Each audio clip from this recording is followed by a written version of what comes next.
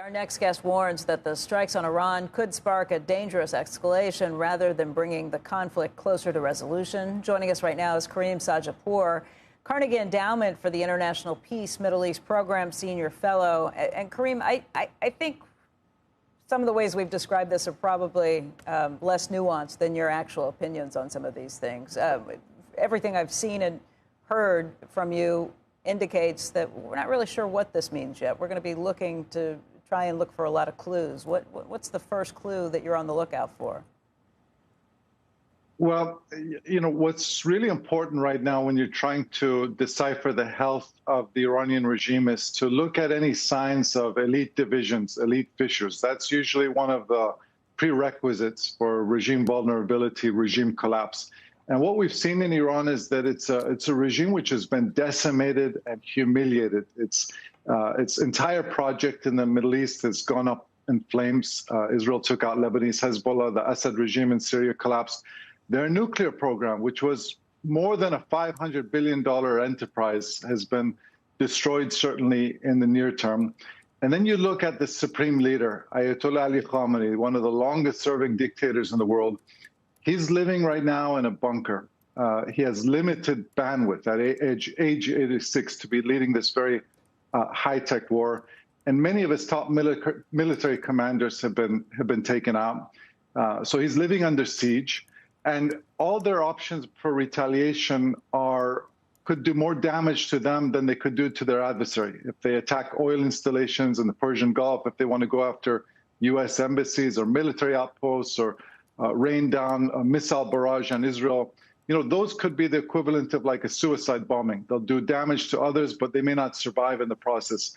But what we don't see are signs that this is a regime which, at the moment, appears on imminent verge of collapse. Is that because even though logic would dictate that they maybe capitulate here, that logic is not necessarily what you would follow in these circumstances? So the supreme leader, as I said, age 86, he's been ruling since 1989. He hasn't left the country since 1989. So if you've been ruling that long, you're not a gambler, you're not suicidal. So on one hand, he has these survival instincts which have kept him in power.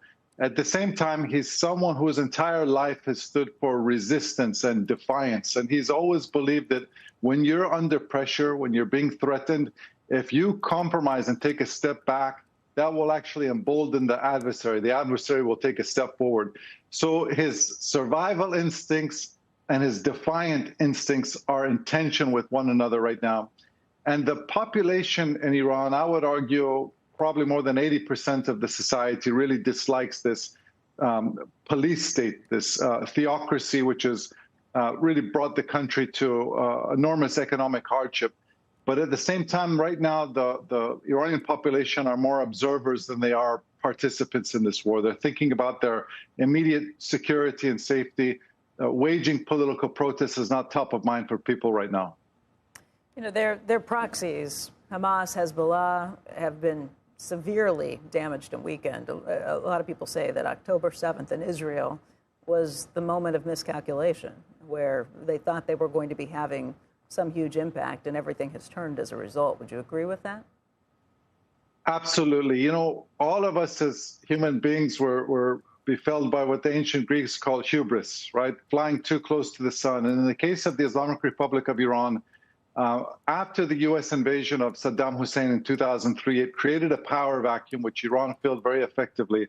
And they filled those power vacuums in other failing states throughout the Middle East, in Iraq, in Yemen, in Syria, in Lebanon, and Gaza, 5 Arab lands. It was Iranian proxies that were dominating. And that they were able to sustain that for almost 2 decades until October 7th, 2023, when Hamas invaded Israel.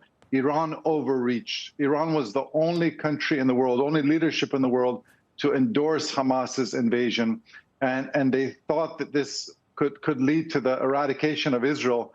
And what's since transpired is that we're talking now not about the eradication of Israel, but about the potential eradication of the Islamic Republic of Iran, which came to power in 1979.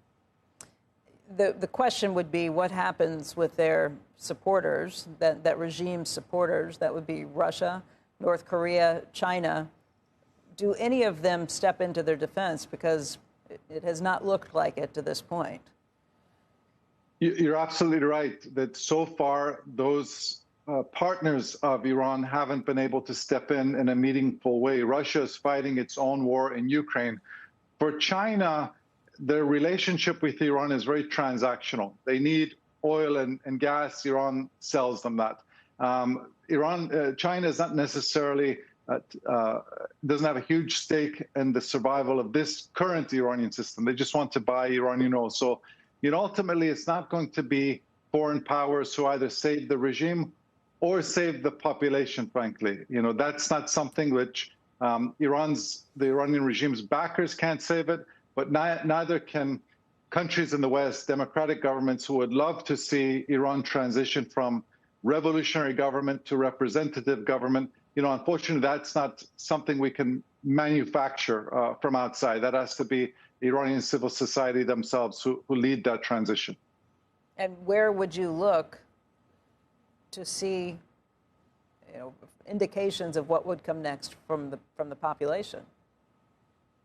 What happens oftentimes, as history has shown in authoritarian transitions, is that they're not oftentimes popularity contests, but brutality contests. Meaning, in my view, if Iranians could determine their own future and it was a one-person, one-vote election, they would, as I've always said, much like to be a country like South Korea, not North Korea. They want to be open, economically prosperous. Iranians are very patriotic people, so they want to be sovereign and they want to be part of the outside world. But just because there's a popular will for that, and in my view, it's an overwhelming popular will, doesn't mean that those kinds the popular will prevail. So often we've seen, especially in the Middle East over the last 2 decades, we saw this with the Arab Spring, that it's those who are highly armed, organized, and willing to kill who can oftentimes prevail. And in the Iranian context, you're looking at security forces, intelligence forces, aspiring Iranian Vladimir Putin's or Iranian Sisi's, the Egyptian leader. So that is oftentimes what happens in these authoritarian transitions.